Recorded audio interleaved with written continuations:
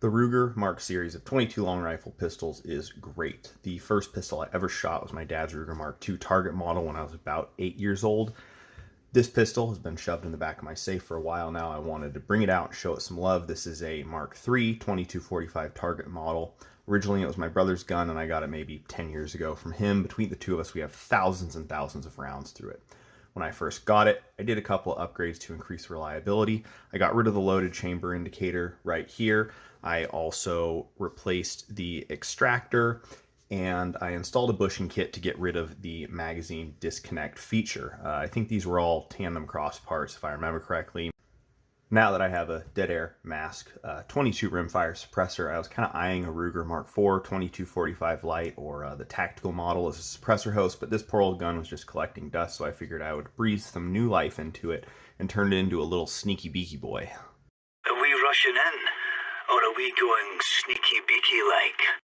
My dad is a retired machinist, and he recently got a lathe in his shop. I had him cut the 5.5-inch barrel down to 3 inches, thread it 1/2 by 28, cut the correct thread relief, and even put a little 11-degree target crown on the muzzle. The length of the threads is 400 thousandths, which is the correct length for the direct thread attachment of the dead air mass suppressor. I'm pretty sure 400 thousandths is also standard for a lot of 22 caliber 1/2 by 28 muzzle threads. He also drilled and tapped the top of the barrel here for me to reinstall the front sight back further.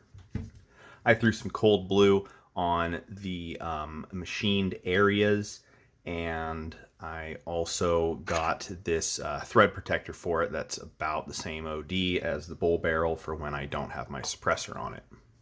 I tore the whole gun down and thoroughly inspected and cleaned it. I found that the firing pin spring was broken, so I replaced the firing pin spring, mainspring, trigger return spring, and installed a 2-piece guide rod with an extra power recoil spring, as I will pretty much only be shooting this suppressed. I also installed the tandem cross flat trigger and their little halo charging ring on the rear of the bolt.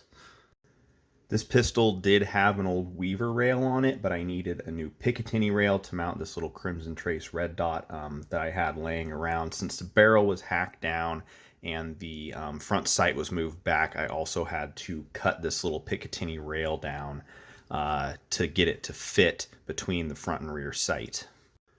So my only 2 gripes with this pistol are, one, that the polymer lower did not come with replaceable grip panels. This must have been like the extra cheap model. I could install 1911 grip bushings and run 1911 grip panels on it, but if you're familiar with those bushings, they have very fine and very short threads that go into the frame, and I bet they would tear out of this polymer eventually.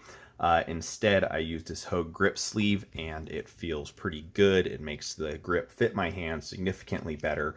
The problem is it's a pain in the ass to get this on and off, and to field strip the pistol, you have to take this off. Which brings me to my second gripe with this pistol. The Ruger Mark I, II, and III pistols are a bit of a pain to take down and reassemble. They fixed this with the Mark IV. They just have a takedown button in the rear here, which is really nice. But, you know, since I already had this gun and it's awesome otherwise, I'll just deal with both those things. It's not too bad. Anyways, just wanted to make a quick video on this little project that I did recently. It feels great to have a spiffy new 22 suppressor host, and it feels good to freshen up this old pistol that has provided so much fun for me over the years. I look forward to putting many, many more rounds through it once again. Let me know your experience with the Ruger Mark series of pistols in the comments, and as always, thanks for watching.